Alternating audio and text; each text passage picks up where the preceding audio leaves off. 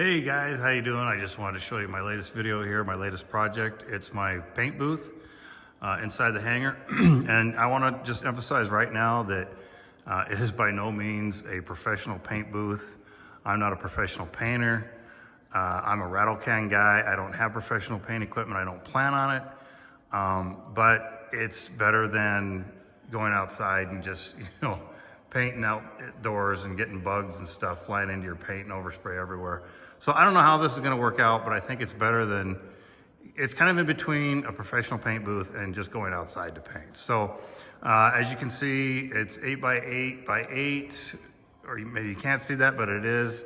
And I covered it with 1/4-inch plywood. Now you might say, well, why did you use 1/4-inch plywood instead of drywall like regular buildings? And the reason for that is I already had these panels before I moved up here. When I was in my house in Henderson, I bought all these panels because I think most of you know I'm kind of a prepper. So I was anticipating, in a time of anarchy and lawlessness, and when people shoot out your windows and doors, that I needed some wood, some panels to kind of cover it up to give me some protection from the elements. Now you may be laughing at that, but that was my thinking process. So when I sold my house and moved up here, I'm like, well, I don't want to get rid of all these things. I'm going to take them with me. And so that's why I went with this paint booth. And that's why I went with plywood. And it's exactly 8 by 8. As you can see, it's 2 panels on each side. So 8 all around and 2 on top. So exactly 10. And that's exactly what I had. Okay, so yeah, the kind of things I'm going to be painting in there, like I said, I'm going to be using a rattle can. So it's stuff like this fairing on the airplane, not fairing, the cowling. These fairings, I already painted those a long time ago. Vertical stabilizer, horizontal stabilizer, they need to be redone. And then stuff like this, like the wheel fairings, they need to be painted black. It's just simple things like that. I don't paint a whole lot, but when I do, I want to kind of get it done right. So let's go along here toward the back. I'm going to put electrical in here eventually. And this fan, this main fan I'll explain later.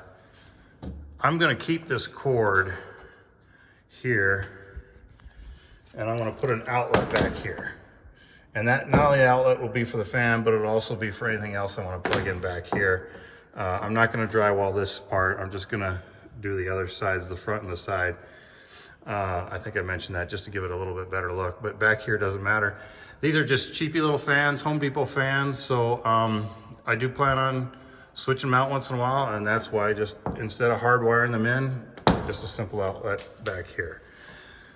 Okay, and then moving to the front, I went with a simple shaker door, and I think it's better than those 6-panel doors because those are just such a pain in the ass to keep cleaning to paint.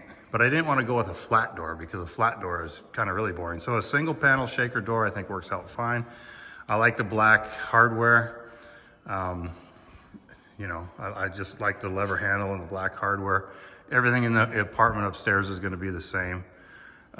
It's a good look now. Probably 20 years from now, people will say, oh God, that's so ugly, but I'll deal with it. So, and then the back here, backside, like I say, all drywall on the outside to make it look good. I'll paint the door, of course. And then, let's go inside.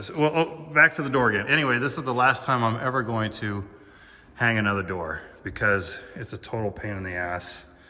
You have to get it plumbed just right, and I still didn't get it right. Look at that. It's just, and I've hung maybe 3 or 4 of these doors in the past. Not a single one of them is true and square.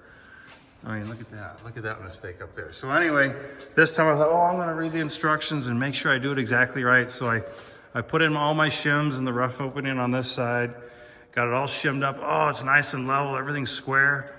And then I started putting shims everywhere else. And you can see that it looks square and all that, but it just, every time I put in another set of shims, it just got crooked again.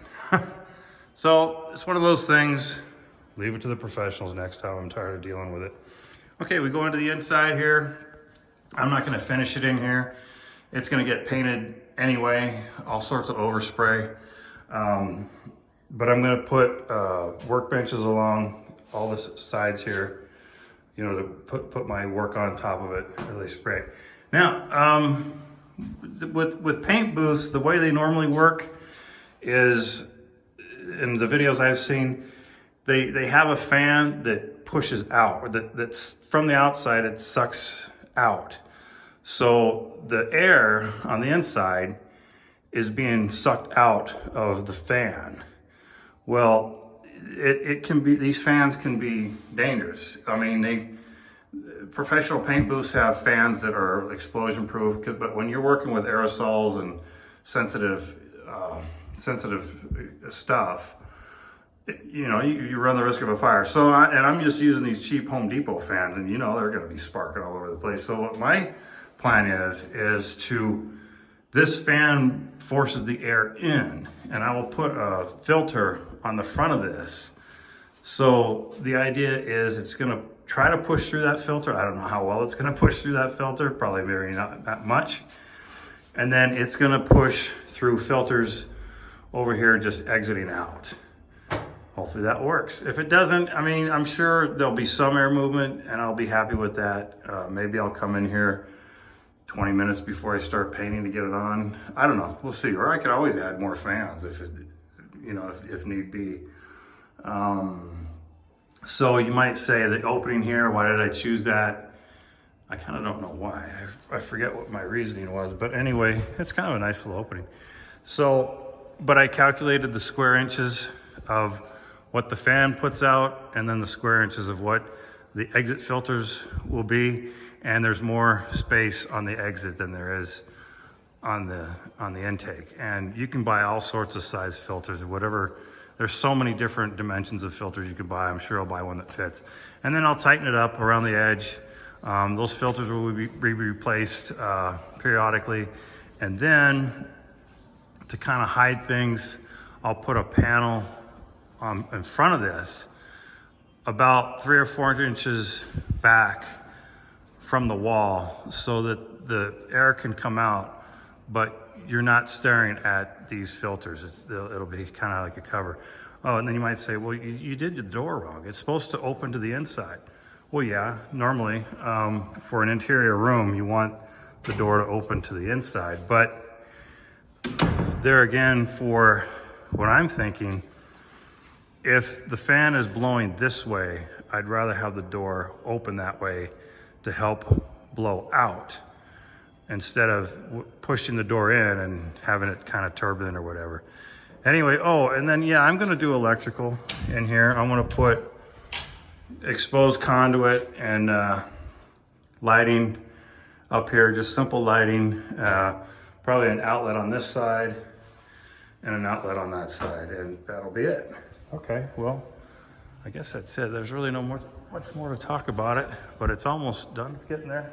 All right, guys, take care. We'll see you next time.